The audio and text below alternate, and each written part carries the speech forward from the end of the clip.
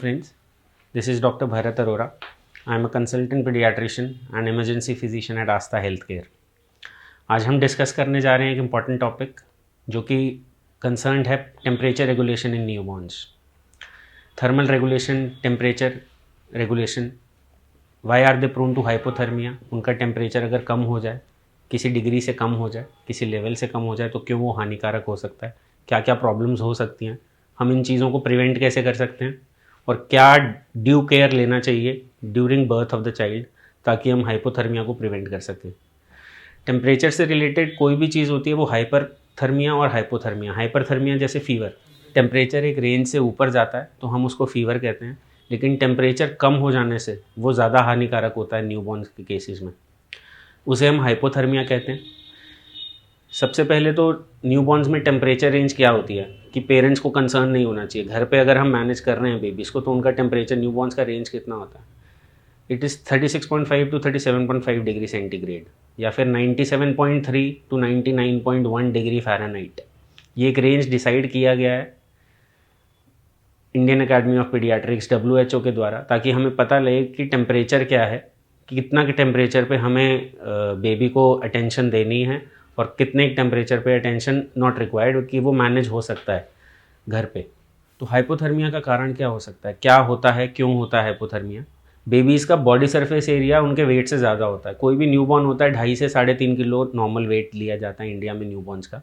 उनका body surface area is much more than what their weight is, तो उनका heat loss according to body surface area बहुत ज़्यादा होता है। और जैसे ही वो हीट लॉस होता है उस according to their surface area, वो temperature they tend to lose their temperature of the body, तो वो हो सकता है वो कम होता जाए। उनके स्किन के नीचे जो सबक्यूटेनियस फैट होता है, वो स्किन के नीचे सबक्यूटेनियस फैट बहुत पतला होता है ताकि वो हीट लॉस प्रिवेंट नहीं कर पाता। और जो फैट होता है that is containing more brown fat as compare to yellow fat.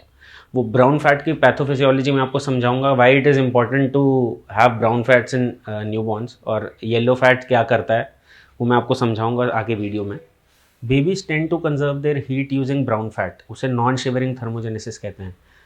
हम एडल्ट्स में जब हमें बुखार होता है या हमें ठंड लगती है तो we shiver, babies can not shiver, तो उन्हें नॉन शिवरिंग थर्मोजेनेसिस एक मैकेनिज्म होता है जिसमें ब्राउन फैट बहुत कारगर होता है। Brown fat has excess of mitochondria, हमारे सेल का एक पार्ट होता है माइटोकॉन्ड्रिया जो कि ATP ना बना के वो बहुत सारी एनर्जी और हीट रिलीज करता है जिससे वो अपना टेम्परेचर कंट्रोल कर पाते हैं। इस दौरान अगर ये प्रॉब्लमेटिक होता है हाइपोथर्मिया में, अगर ये problematic non shivering thermogenesis fail होता है तो हमें हीट लॉस का कारण ये बनता है। एक्सेस हीट लॉस होने से बेबी में जब हीट लॉस एक्सेस हो जाता है तो एक फ्री फैटी एसिड प्रोड्यूस किया जाता है जो फ्री फैटी एसिड्स एल्ब्यूमिन से बाइंड कर जाता है। जो भी टर्म बेबी या प्री टर्म बेबी हैं they can manage it a lot, लेकिन प्री टर्म्स बेबीज़ में एक सबसे ज़्यादा हानिकारक क्या रहता है, जो हमारे ब्लड में बिलिरुबिन होता है वो एल्ब्यूमिन से बाइंड करता है, एक प्रोटीन होता है एल्ब्यूमिन। अगर फ्री फैटी एसिड ज़्यादा बढ़ जाता है तो वो फ्री फैटी एसिड बिलिरुबिन को डिस्प्लेस कर देता है अपनी जगह से और वो एल्ब्यूमिन से बाइंड कर जाता है। इसकी वजह से हमारे ब्लड में, बेबीज़ के ब्लड में बिलिरुबिन की मात्रा कंटिन्यूसली बढ़ती जाती है and they tend to have more jaundice, earlier एरमोन जॉन्डिस। तो इससे जैसे ही हाइपोथर्मिया होता है the babies tend to have hyperbilirubinemia also, तो वो jaundice can be detrimental for brain development and अगर हमने अर्ली डायग्नोसिस उसका नहीं किया है तो। अनदर पॉइंट इज जब भी हमें हाइपोथर्मिया होता है तो babies tend to have respiratory breathing pattern ज़्यादा तेज़ हो जाता है, तो उसकी वजह से उनका ऑक्सीजन रिक्वायरमेंट बढ़ता है, उनकी मस्कुलर एक्टिविटी बढ़ती है जिसकी वजह से ऑक्सीजन रिक्वायरमेंट बढ़ता जाता है। अगर वो ऑक्सीजन रिक्वायरमेंट उस टाइम पे पूरा नहीं किया गया तो वो प्रॉब्लमेटिक हो सकता है ब्रीदिंग के लिए, ब्रेन के लिए। तीसरी चीज़, हाइपोथर्मिया अगर बहुत ज़्यादा बढ़ता जा रहा है तो वो स्किन में वैसोकॉन्स्ट्रिक्शन करता है, स्किन के ब्लड सप्लाई बहुत कम कर देता है क्योंकि वो ऑर्गन्स को ब्लड, जो इंपॉर्टेंट ऑर्गन्स हैं जैसे लंग्स, हार्ट, किडनीज, उनको ब्लड सप्लाई बहुत ज़्यादा चाहिए, तो वो स्किन की ब्लड सप्लाई कम कर देता है, उसे वैसोकॉन्स्ट्रिक्शन कहते हैं। तो वो बच्चा नीला दिखना शुरू होता है इनिशियली स्टार्टिंग में अगर हाइपोथर्मिया कंटिन्यूस रहे। लेकिन अगर ये बढ़ता रहा तो हमारा पल्मोनरी वैसोकॉन्स्ट्रिक्शन भी होता है जिसे कहते हैं हमारे लंग्स में जो खून जा रहा है उसको भी कम कर देता है सप्लाई को, जिसकी वजह से बेबीज़ में बहुत ज़्यादा आगे जाके परेशानी हो सकती है। Hypothermia can continuously lead to metabolic acidosis और which may lead to sudden infant death syndrome. एकदम बच्चा बिना किसी कारण की वजह से हाइपोथर्मिया में जाते जाते it can lead to sudden infant death. तो हम इस चीज़ को प्रिवेंट कर सकते हैं अगर हमने अर्ली इंटरवेंशन ले लिया जाए, बेबीज़ को हाइपोथर्मिया में जाने ही ना दें। जैसे ही बेबी बर्थ होता है immediately we have to dry the baby, क्योंकि उसके ऊपर जो वाटर होता है वो सारा हम क्लीन कर देंगे। It tends to have more water loss, heat loss water ज़्यादा ले लेता है स्किन से। अगर हम बेबी को ड्राई करेंगे, कंप्लीटली ड्राई करके ओरल सक्शन कर देंगे, वो तो टेंड टू हैव अच्छा breathing pattern, good breathing pattern. उनको ड्राई कर देंगे they tend to conserve their own heat.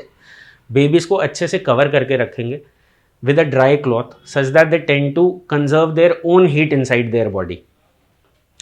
Regular temperature management, हम एक्सिलरी टेम्परेचर उनका रेगुलरली चेक कर सकते हैं। It may be digital thermometer, it may be regular thermometer which you may be using. तो उसमें कोई फ़र्क नहीं पड़ता, लेकिन जो टेम्परेचर रेंज हमने बताया है, बेबी का टेम्परेचर रेंज उतना ही मेंटेन किया जाना चाहिए।